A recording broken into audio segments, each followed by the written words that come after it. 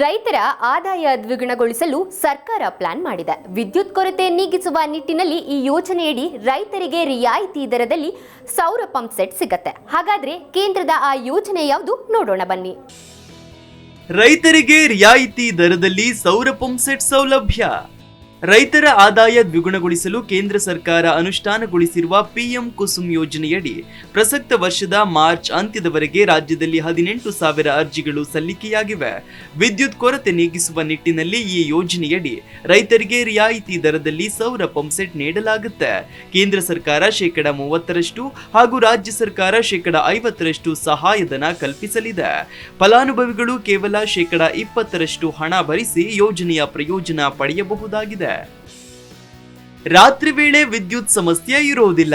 ಸೌರ pump set ಬಳಕೆಯಿಂದ 8 ಗಂಟೆ ಕಾಲ ಹಗಲಿನಲ್ಲಿ ವಿದ್ಯುತ್ ಪೂರೈಕೆಯಾಗುತ್ತೆ. ಇದರಿಂದ ರಾತ್ರಿ ವೇಳೆ ರೈತರಿಗೆ ಸಮಸ್ಯೆಯಾಗೋದಿಲ್ಲ.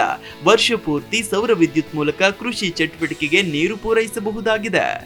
ಕುಸುಮ್ ಬಿ ಯೋಜನೆಯಡಿ ಕೃಷಿ ಕ್ಷೇತ್ರವನ್ನ ಲಾಭದಾಯಕವಾಗಿಸಲು ಮತ್ತು ಸೌರಶಕ್ತಿ ಬಳಕೆಗೆ ಉತ್ತೇಜನ ನೀಡಲು ಸರ್ಕಾರದಿಂದ ಹೆಚ್ಚಿನ ಸಹಾಯಧನ ಸಿಗುತ್ತೆ. ಕೃಷಿ ಭೂಮಿಯಲ್ಲಿ ಅಳವಡಿಸಲಾಗುವ ಸೌರಶಕ್ತಿ ಪಂಪ್ ಸೆಟ್ಗಳನ್ನ ಪೂರೈಕೆದಾರರೇ 5 ವರ್ಷ ಉಚಿತವಾಗಿ ನಿರ್ವಹಿಸಲಿದ್ದಾರೆ. ಸೌರ ವಿದ್ಯುತ್ ಮಾರಾಟ ಮಾಡಿ ಹೆಚ್ಚುವರಿ ಆದಾಯ. ಕುಸುಮ್ ಸಿ ಯೋಜನೆಯಡಿ ಸ್ವಂತ ಬಳಕೆಯ ಜೊತೆಗೆ ಸೌರ ವಿದ್ಯುತ್ ಮಾರಾಟ ಮಾಡಿ ರೈತರು ಹೆಚ್ಚುವರಿ ಆದಾಯ ಪಡೆಯಬಹುದು. ಐಪಿ ಸೆಟ್ಗಳಿಗೆ ಸೌರ ವಿದ್ಯುತ್ ಮೂಲದಿಂದ ವಿದ್ಯುತ್ ಪೂರೈಸಬಹುದು.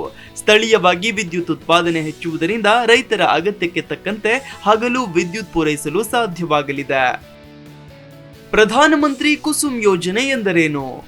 ಭಾರತದ ಬಹುತೇಕ ರೈತರು ಕೃಷಿಗಾಗಿ ಇಂದಿಗೂ ಮಳೆಯನ್ನೇ ಅವಲಂಬಿಸಿದ್ದಾರೆ. ಮತ್ತೊಂದೆಡೆ ಅನೇಕ ರೈತರು ವಿದ್ಯುತ್ ಕೊಳವೆ ಬಾವಿಗಳನ್ನು ಬಳಸ್ತಾರೆ. ಇದು ಅವರ ವೆಚ್ಚವನ್ನ ಗಣನೀಯವಾಗಿ ಹೆಚ್ಚಿಸುತ್ತದೆ.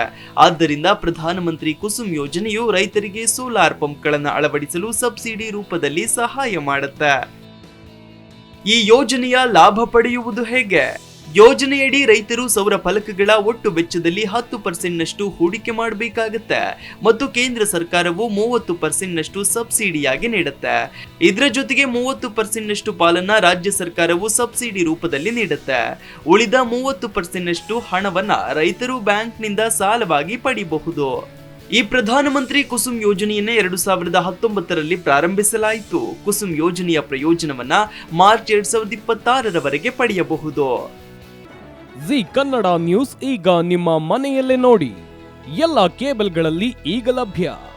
ಸನ್ Direct 292, Jio TV 1334, U digital 162, city cable 51, GTPL 17, Abhishek cables 821, rock line telecommunication 51, Shri Basaveshwara number 60, Vinayaka digital number 53, in digital number 896ರಲ್ಲಿ ನಿಮ್ಮಿಸ್ತದ ಜಿ ಕನ್ನಡ ನ್ಯೂಸ್ ನೋಡಿ ಆನಂದಿಸಿ.